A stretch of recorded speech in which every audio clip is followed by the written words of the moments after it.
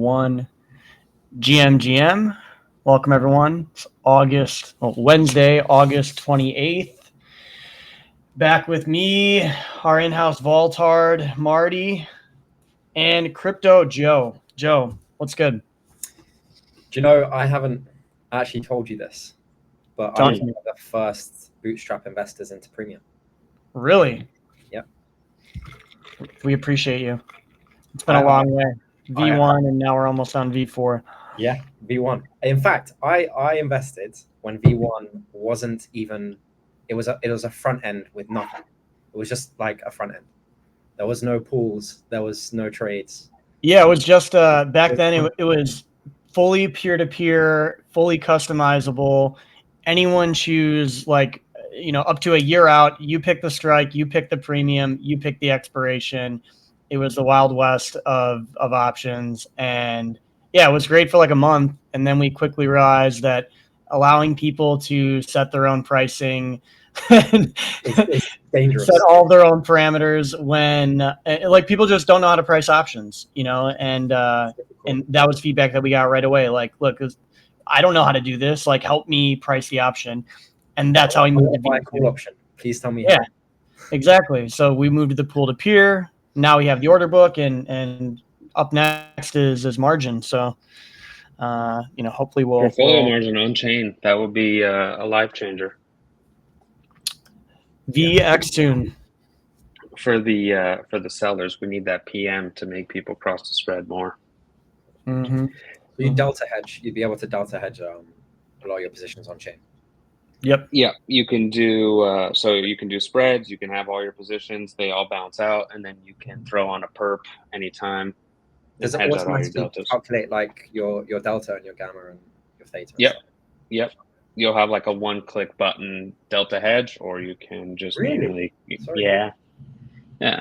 I wanted to do like the Greek Side guys. They have a tool that auto delta hedges for like Deribit and stuff.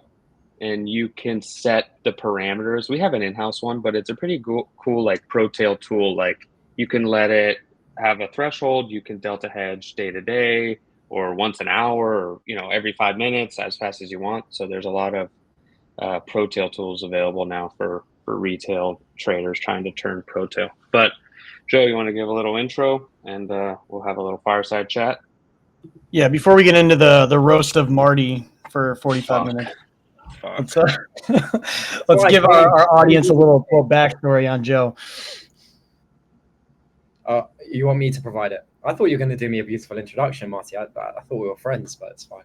Not yet. I have some things. What is this? Roll out the red carpet. Yeah.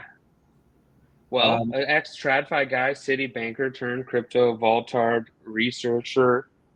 Tell us a little bit more about yourself, Mr. Joe. No problem. This is actually the second time I've done this today, and as I was explaining a little bit about my background, one of the things I realized, which was a little bit surprising, is that at one stage I was the youngest publishing analyst on Wall Street, as far as I'm aware, which is a pretty cool fun fact. But I started off in crypto in 2016, and really got into it in 2017. About a year later, and at that time I would have been 18 when I started taking it a lot more seriously. And my first ever trade was I bought Ripple because my dad lives abroad, and the idea of cross-border payments was pretty cool to me. The standard XRP, the standard. I made a lot of money, so what I did. Yeah, me too. I called my dad and I said, "Look, Dad, I'm either going to sell my car, or you're going to give me $500 to buy this thing." And he was like, "Okay, I don't want you to sell your car. Here's $500. Let me know how it goes." And I think over, the course of a week, it went to like 10 grand or something like that. Yeah. And that was when I first I dipped my toe and I was like, holy shit, okay, I should probably pay attention. And that's when I started to learn a lot more. And I published like this anon persona, Crypto Joe, which some people know me as. And that's when I started releasing research. And then fast forward a few years and a lot of learning. Those few years were the hardest in 2018 and 2019, and 2020. If anyone was trading those markets, they were extremely tough. Yeah. And I was largely trading against counter trading Arthur Hayes probably. But I was also learning a lot about DeFi. Well, DeFi hadn't really existed, but NFTs in particular, and the emergence of smart contracts and what they could mean. And I started publishing research, just little bits here and there about what I thought about the market, what I thought about digital currencies and digital assets. And then fast forward to 2020, which is when I started my internship at Citi.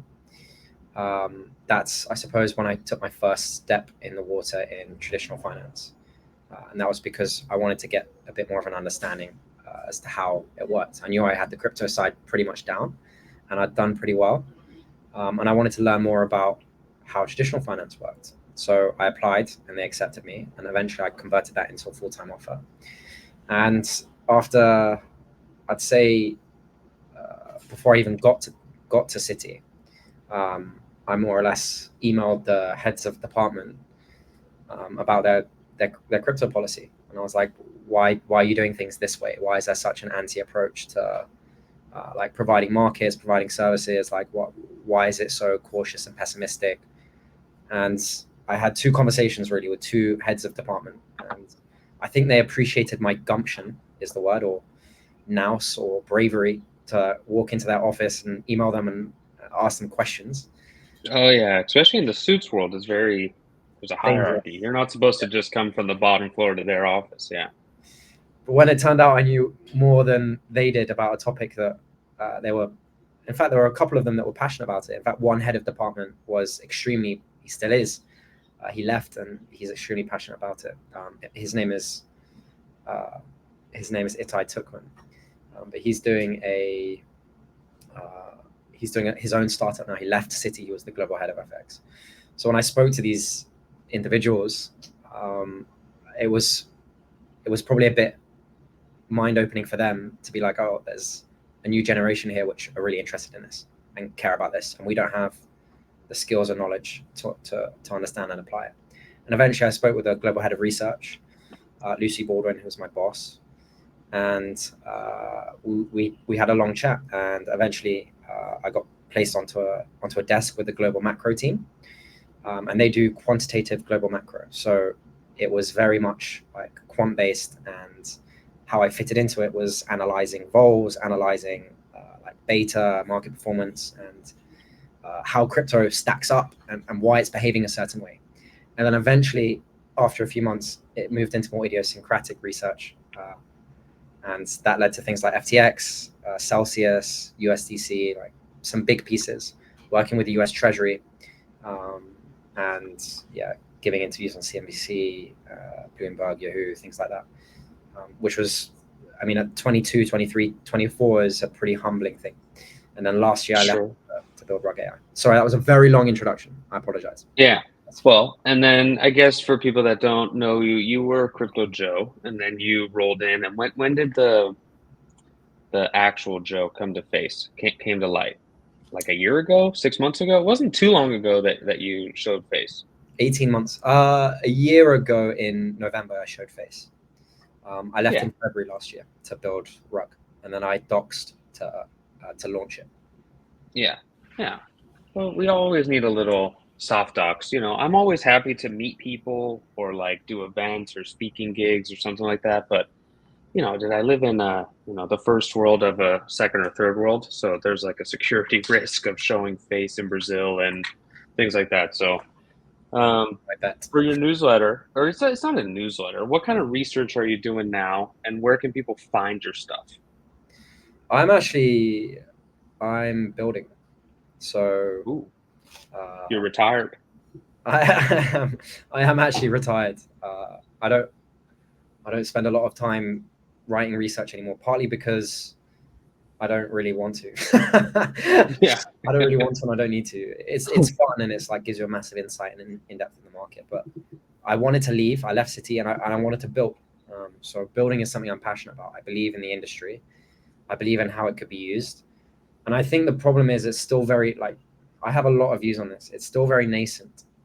There's a lot of misunderstanding and like a lot of capital directed into the wrong areas. Like even the internet in 2001, like many of the large conglomerates and like the biggest companies by market cap ended up being worth nothing, like pets.com or 100 million other examples. Yahoo, right? Like they're all zero, like zero, and it's going to be the same here, because I think until people fundamentally understand what the principles of the new internet are, and how to capitalize and build products around it for the consumer, because that's not what we're doing, then we're going to be in a long period of stagnation until some better products are built, in my opinion. Yeah, we're in like this PvP, like, makers versus takers. There's no Cozy has a good way. Like when there's new incentives out, people go swim to that island, but then they always come back home. So let's say if they're on Ethereum, they'll go swim over to Optimism or to whatever, Barachain, whatever's coming next. They'll milk that, and then they'll take all their profits back home, back to Ethereum, right? They're like mini nation states or like micro societies, right? Like when I think of it like vacationing, like whenever there's something new, like a new, we'll say like amusement park, right? A set of rides and games that comes out, people will go on vacation there. They take their money, they go somewhere, they play until either they lose money or they make a lot of money, and then they leave and they go back home to their home chain, their base chain that they feel like is, where they want to store their value. And you don't really have much capital that stays, right? Like people kind of like they find their place and they pretty much stay there.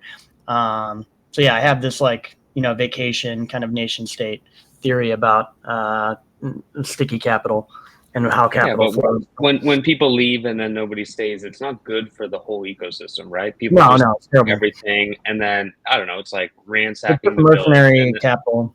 Yeah, and then they just leave it to burn, right? Then they don't care. They just want to go back to the shiny new object. So how do we change that? Like, how do we get people to stay? How do we get people to actually build cool things that people are actually going to use versus just being like, fucking Genghis Khan on chain, Yeah, that's an easy. Add up all the foundations, treasuries, and like that's the value of that question right there. That's an easy question. I can answer that in 30 seconds. Yeah. The problem is, very simply, is you've described it yourself. People are actively trying to make money, right? And like applications that are being built aren't being built for the consumer. They're being built for the crypto consumer. And the crypto consumer isn't the consumer. There's a massive gulf between the target market of what the new internet age should be and the group of people engaging in like profit maximization. There's a huge gulf. So the answer to your question is there needs to be someone bold enough, brave enough, successful enough to change the incentive structure of people building L1 applications because they're valued against Ethereum and they can get multi-billion-dollar FDVs, to someone and other people building consumer applications that actually onboard people outside of crypto for a use case that is important. Polymarket is one very small example. I don't know how many people they've onboarded outside of crypto, but I think part of that is going to be abstracting blockchain away from it, abstracting the technicality away from it. 100%. Utilizing the important tools of blockchain to the benefit of consumers. And there are very many, but people are just looking in the wrong areas. The reality is no one really gives a shit about whether something is decentralized. They care about how it works. There are plenty of ways to improve functionality using crypto. You just got to do it, right? It's funny that you brought up Polymarket because I use that as my example all the time about like mainstream adoption, right? And like something that was always to me in the past, I started around the same time as you, was like we'd be at mainstream adoption, like that would be happening once there are applications that people are using and talking about as if they are just like regular Web 2 applications, right? And Polymarket is the biggest. Polymarket, is the sleeper that nobody talks about. Like Polymarket's talked about on every news channel right now, and is up there with Politico and like every other freaking prediction market, and it has no like notation or subtext saying anything about it being related to crypto until I saw like a recent Gizmodo article where they were bashing it and they brought up the crypto aspect only because Donald Trump was finally like ahead of Kamala. So after that happened, and they have such a large, following and platform now on Polymarket and reach, now there are publications, trying to pull in the crypto connotation to discredit them a bit. But yeah, I talk about that all the time, like how amazing it is to see something like that there is this app that people use and know about, and crypto is not the first thought; it's an afterthought. If it even is a thought, right? Like some people don't even think of it as crypto; they're just looking to it for data and stats. So to them, it's just a reliable prediction market that exists that they see on every news outlet. I think it's because it aggregates global liquidity, and that's one of the really cool, powerful things that crypto can do. And it aggregates it into a betting market, right, for politics. But there are several different ways that you could utilize something like that, and that's one of the pretty cool things they've done. But anyone across the world can engage in a liquid betting market, and I think so that's we need Polymarket to sponsor the show, guys. The Polymarket, if you're listening, this is brought to you by Polymarket, and we love it. Huh. I'm a fan of that. Then you take the other side, right? Like Uber doesn't need to be on chain, right? We don't need everything to be on chain. I wrote my research, my little article. I kept it pretty sleek and slim this past week, but crypto or Bitcoin essentially goes up against fiat forever. Shitters are all worth zero, and we don't need everything decentralized or on chain. It just has to work. And it all should be pointing towards like instant settlement, no matter if it's payments or orders or whatever. It all should just be completed instantly. Like money transfer should not take 3 to 7 days, 3 to 10 days if it's international. FX swap should be settled instantly. You shouldn't have clearinghouses, not just clearinghouses, but all these middlemen all the way through that take your money for a little bit of time, make money with your money, and then pass it on to the next guy. So everything should be headed towards like this instant settlement of everything. And, blockchain helps with that. But where are you seeing the future, and how long till we get to something that we're talking about or envisioning? I think it's extremely important to understand what crypto is. And I think there's one key aspect which you need to understand. I think we're in a new version of the internet where for the first time in human history, everybody has equal access and accessibility to a global internet that lives on chain. And part of that is the programmability that comes with it, the disintermediation, which you'll never find anywhere else. But sorry, I forgot my point. I remember it now. There's a really, really good book by Chris Dixon, who's one of the founding partners at A16Z. I recommend you read it. It's called Read, Write, Own. One of the things he talks about is that the first era of the internet was the read era, i.e. you could receive information from companies that would publish a website. And then eventually it became the write era, the read, write era, where you had Twitter and things like this. And in this era, that's when the internet started changing. Originally, it was an open protocol where any developer could build on top of the internet, and they could build on top of each other. And it was an open, accessible network. And then as soon as corporate networks started jumping onto the internet and creating their own networks, APIs were closed, and there wasn't an ability to create things as easily as it was before, because everything you create is owned by that corporate network, like Twitter, like Google, like Amazon, whatever it is. So you're tied to that. And there's now a new era of the internet, which is the ownership era of the internet, where people can build applications without permission, which is where the idea of permissionless comes from, which is why like anti-censorship is so important and why this Durov case is so important. So permissionless applications that are owned by the people using them. And that is crypto.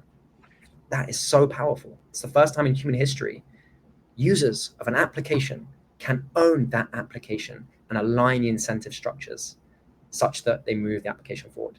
It is really incredible, but a lot of people miss it. And we're not there yet, right? Like nowhere close. Nowhere close. Yeah, nowhere close. We're still early, okay? If anybody's listening, we're early, baby. You still got time. Away from it. I mean, tell me what you see in the market. Yeah. Do you see any of that in the market? I don't see one thing like that in the market. I don't see anything. I see the 1,000th L1 chasing VC funding, and I see a bunch of exit liquidity every now and then. But I don't see any genuine. I see a lot of pump and dumps. I see a lot of BVP. Yeah, not a lot of people building anything significant. Like, you see this, like they tried to just copy and do something else. Let's put Twitter on chain. I don't need Twitter on chain. I don't need Uber on chain. I don't need the things that already work in a decentralized manner that I have to sign transactions and takes forever. Yeah, but where do you think it heads, and where does it lead, and like what time horizon to still say that we're still early? Like my thought is always like the iPhone was like 15 years ago. So I'm like, okay, if the iPhone was 15 years ago, then we probably have like 10 some of the to 20 tooling years right now, Marty, that exists, like with the account abstraction and chain abstraction stuff that you don't see yet, but is going to start coming out, I think, over the next 6 months, where it doesn't matter what chain your assets are on, or if you have assets across a multitude of chains, you'll be able to view and trade as if it's a global kind of portfolio. So if I have, $1,000 of USDC on base, and then $1,000 on Optimism and $1,000 on Arbitrum, I can trade $3,000 of USDC wherever I'm at. And being able to go from having no crypto wallet, creating one from my GitHub account, to funding it, from Apple Pay, and then being able to immediately purchase an asset on some other chain without needing to worry about what RPC am I on. Do I need to go to swap and find a bunch of numbers? And for a new user, they shouldn't have to worry about any of that stuff. And once it's just, I have a Google account, click, create account, and just like you would on TikTok or Twitter or anything else, and you can immediately, fund the account, purchase assets with your face, sign in, approve transactions with passkey. So it's, Face ID you're using, just like you would if you were, signing into your password manager or anything else like that. Like all of these tools are coming out, and it's more just on, I think, the application developer to start integrating a lot of these UX kind of feature sets to smooth out the initial, like the first touch point onboarding experience. But that's it. That's just payments. So are we capped at payments, or like are we at a glass ceiling with crypto with payments? Talk to me, Joe. You're laughing at me. The roast of Marty starts now.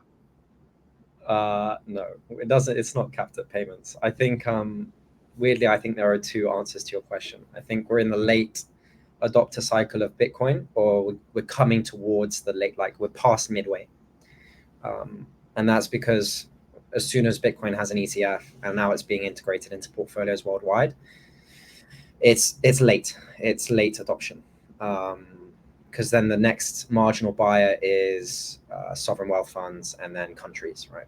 So we're pretty late on Bitcoin, and probably getting later on Ethereum. But in terms of application development, which I think is very different, there are two sides to the coin. There's crypto, the asset, as in like it's digital oil. Ethereum might be digital oil, or Bitcoin is digital gold. There's the asset and there's the application. I think we're still extremely early on the application. I don't even think like we've touched the sides yet. I think we're late on the asset, or later on the asset. Not sure. Late, but. Yeah, $100 to 60,000, right, was my run up. So like now, if you're trying to do 60,000 to 10 million, like you're probably not going to make it compared to my entry. I just wish I bought more, right? I just wish I had bought a few more of those little precious orange coins. I like in 2009, I was doing this. Instead of buying Bitcoin, and it's like people on fucking Halo running around. iPhones, buying karaoke boxes and shit. They're just fucking PvPing on Halo. Yeah. I was buying chocolate bars. I was still 10 years old. Yeah, exactly. Yeah, I'm interested to see what happens next. I do think, though, one thing which is really, I'm probably preaching to the choir, but I think pretty soon we're going to stop seeing Bitcoin priced against the dollar. And I think I'm not trying to bull post, but I just think that Bitcoin as an asset will go up forever. So does Marty.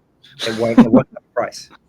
I think people will stop pricing. I think over time people will just stop pricing in USD, and in fact, like they'll probably comp it against gold or something, because it goes up against fiat forever. Is right. kind of my Goes down original forever, thesis, right? Because fiat goes to zero. Mhm. Yeah, right. And you're betting against something that's digitally scarce.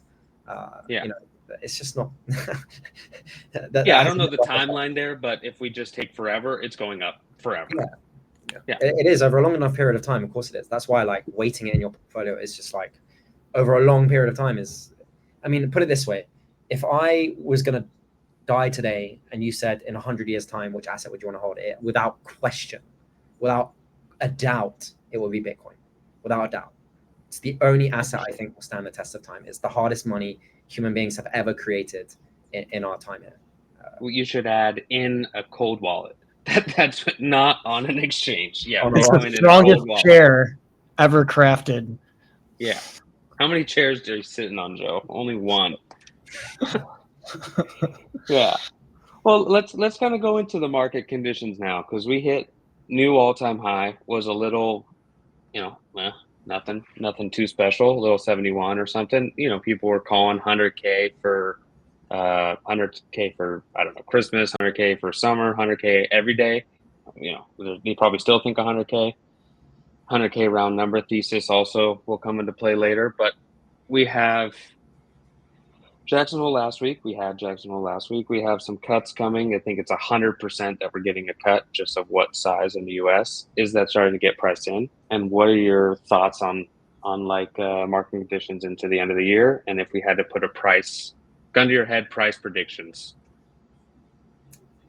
I'll say mine first. I think we're here stuck 67.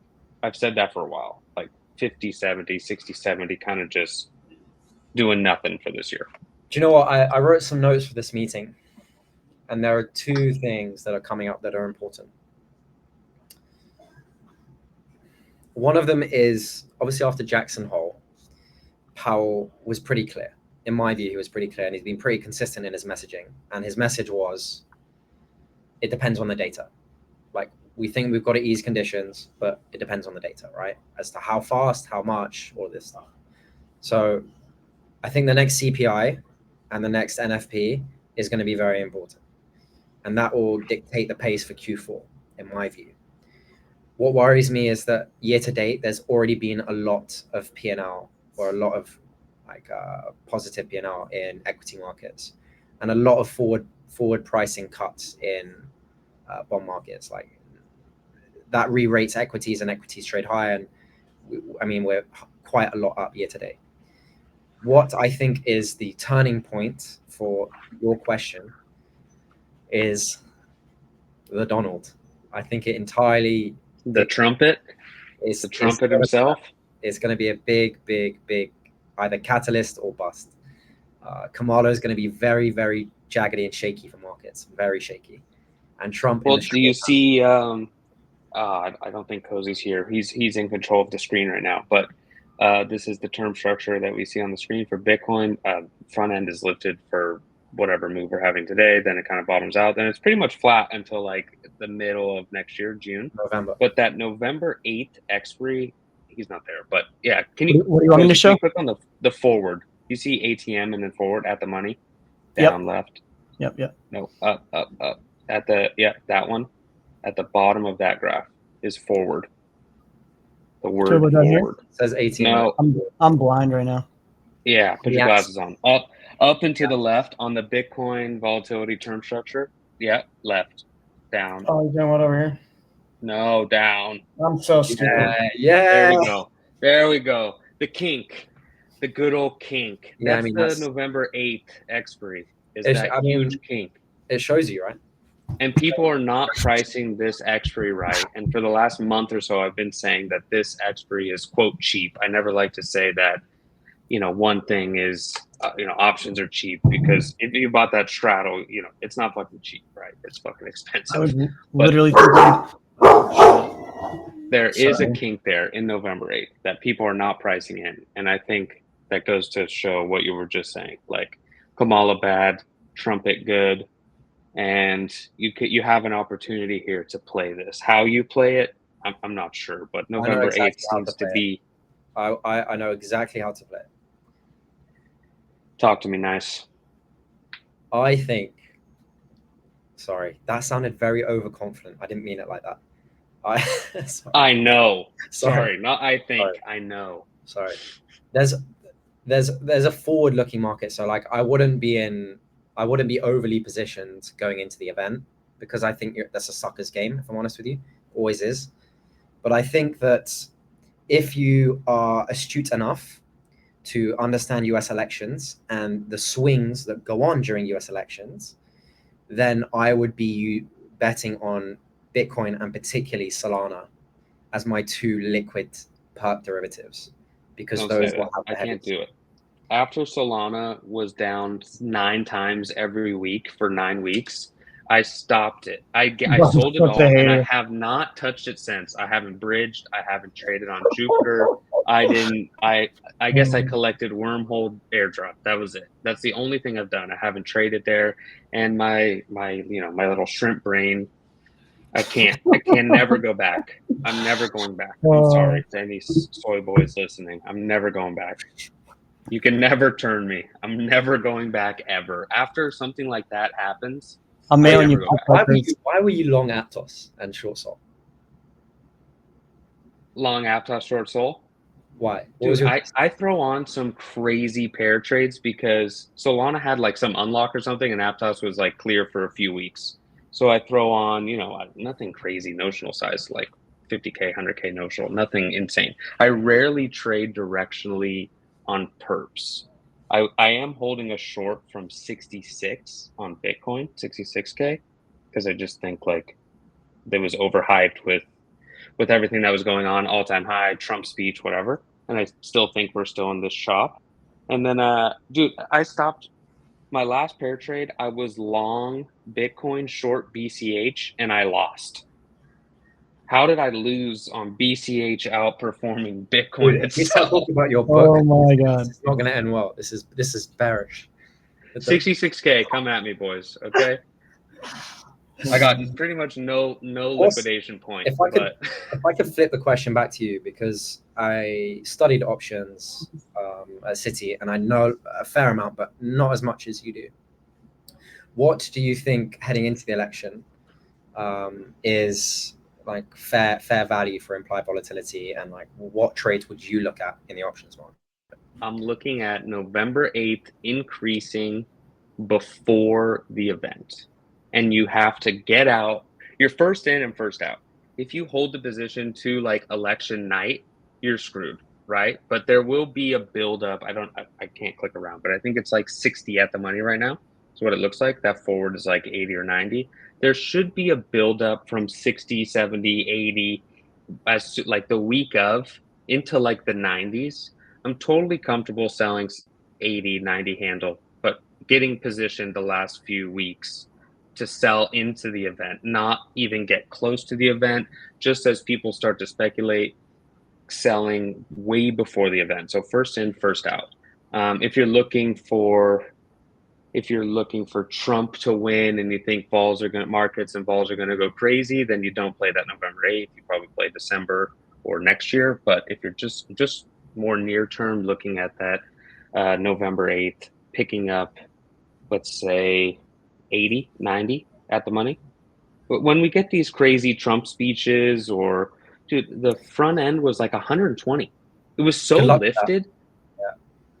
Yeah, like it's just going to go to zero. Like as soon as the speech is done, it goes back to 40. Like fair value right now is like 50, 60.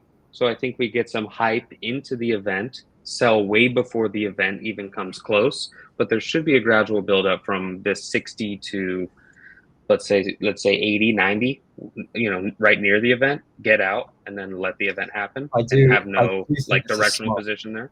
Yeah, I do think this is smart, because I don't think there's a lot of sideline capital waiting to jump in if Trump wins. Like, I think the reality is, as much as people might want to lynch me for saying this, it's largely only people that are already invested and already here who are sidelined that will probably allocate aggressively. And I don't chase. Yeah. Right, in the short term, over the day, over the week, right? Like if you want to see more structural flows, maybe that will take a month or a bit longer. But going into the event and the week after the event, like selling vol is probably a good idea. I would say if Trump wins, and buying selling after the event. Once it goes up to that 90, 100 value, sell that. Like every time the front end is like 120, I'm like, what are we doing here? Like Trump is going to go on stage. Like this is not, life-changing event. And forward weekly vols were like 120, 110. So do you just buy strangles to sell vol? What do you do? Oh, those I was just sold outright calls. You say, oh, okay. Okay. Oh yeah, I either sell outright calls or I sell spreads, so I have a fixed P&L. But most of what we do now is just allowing people to cross the spread. So put up markets on both sides, let people cross the spread, delta hedge out our exposure, and I could care less what you guys do. That's why I just keep tweeting, keep crossing that sweet spread, baby. It's all going to be okay. You know. Yeah, I was going to ask you about that. So like. we've got to the roast part of the Marty show, which is why was the data not there when Rookie ate, I don't know, however many hundreds of thousands in the options market and crossed the spread? Dude, I have to be dude, the CEO of Deribit DM me that day. I was like, what the fuck is going on? Like, what is happening? Because people took this bet and then spun it off that Deribit was insolvent. So Deribit was never insolvent. But when you when you do a large trade size, let's say over 25 Bitcoin is minimum, you should be blocking this trade so you get the best execution at one price. It's a private RFQ type situation, so nobody on screen can see your order. It just settles at the best price, and that's it. Okay, everybody sees after it's settled. 25, 50, 100. People do 1,000. There was a guy who did long 1,000, 100K call, short perp. Straight vol play. He cashed on that one. But so you can see these large orders, right? On that expiry, there was not one blocked. Not one. There wasn't a 25. There wasn't a 50. There wasn't a 12.5 on a spread. There was nothing. So when you go look on Deribit's book, there's, it shows all the orders bought and sold.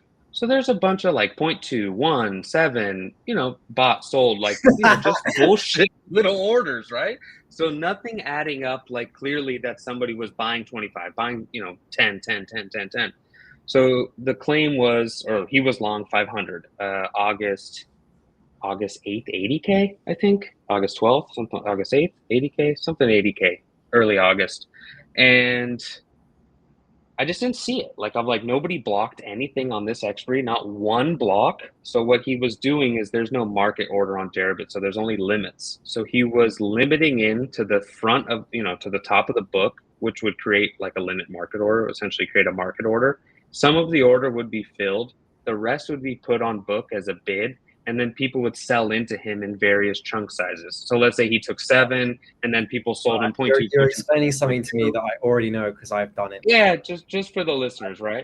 I've done that so many times that I'm embarrassed. Over the course of 3 days, he accumulated 500 long calls across the spread on all of them with the worst execution ever. And I just didn't account for like retardation, that this guy would cross the spread on what was like 200, 250K notional, premium. Like can he paid just for 1 second appreciate how much of a fucking Chad you have to be. Yeah, I love that guy now. I'm happy I lost the bet just to show face. Like that was crazy as fuck. Like that people are spending 200K of premiums. This is for people who are listening. This guy spent $250,000 out of pocket. This was not, received. This was a straight buy. So I didn't account for this guy crossing the spread. Different. And built different. I'm impressed. Rookie fucking handled it. And then, like it's a bet and there's money on the line. So like, you have to see transaction logs. You have to, go through and, I got word on the street, like, yeah, he's long 500. Like I even asked around, like, is somebody short 500? Nobody was short 500. Like one individual, the total open interest was only like. It would be market makers. Yeah, I asked him. they didn't have 500 in like a block, right? Somebody had 50, somebody had 100, but it wasn't like, 250, 300. And there was only like 600-700 open interest. So I'm like, he's 90% of open interest. There's no fucking way. Like, there's no fucking way. This fucking guy, like, really? I think that's fucking legendary. He fucking had it. He had it the whole damn time. Kudos to paying out as well. Kudos. Not many people would do that. Yeah, and he burned it, right? So that's kind of where we're at now. Oh, wait, what? He lost the trade. I thought you meant he burned. Yeah. No. I mean, he probably lost like 40 to 60K of execution, slippage, and fees. Like 50K, and like the best rate is like, I don't know, 1 bip. His worst rate is like 3 bips. Like, he paid a fucking fees, and he paid a fuck ton in spread. He lost a bunch of money, but if you got it to burn, then no problem. Yeah, we need people like you. Keep crossing the spread. So that's kind of where our business is now, is like less directional bets. If we're taking directional bets, it's, I don't know, 100K, 200K directional, and then most of it is just people crossing the spread all day, every day. And you're quoting like 5 to 10 bips wide all day. And the best is like people come in, nibble, bid, went the wrong way, then they sell back for lower. That's pretty much like most of the retail options traders now, is as soon as they're down 10% or something, they just ended up closing it, crossing the spread to close it again. I mean, yeah, that's impatience for you. I have spoken in length to a few of my friends in some group chats, some of whom are well known, about my thesis of ADHD traders. I think I genuinely believe that the rise of TikTok and Instagram Reels has made people have a shorter attention span. Oh, I'm so with you. It is the decline of modern society.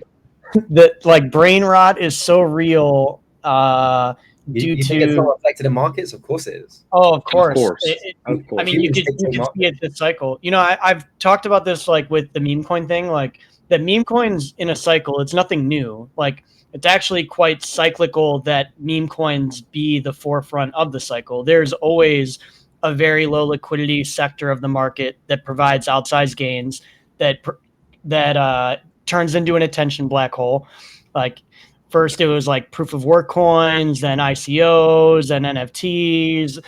Meme coins were around the same time as the proof of work coins were, because we had like the initial Doge and fucking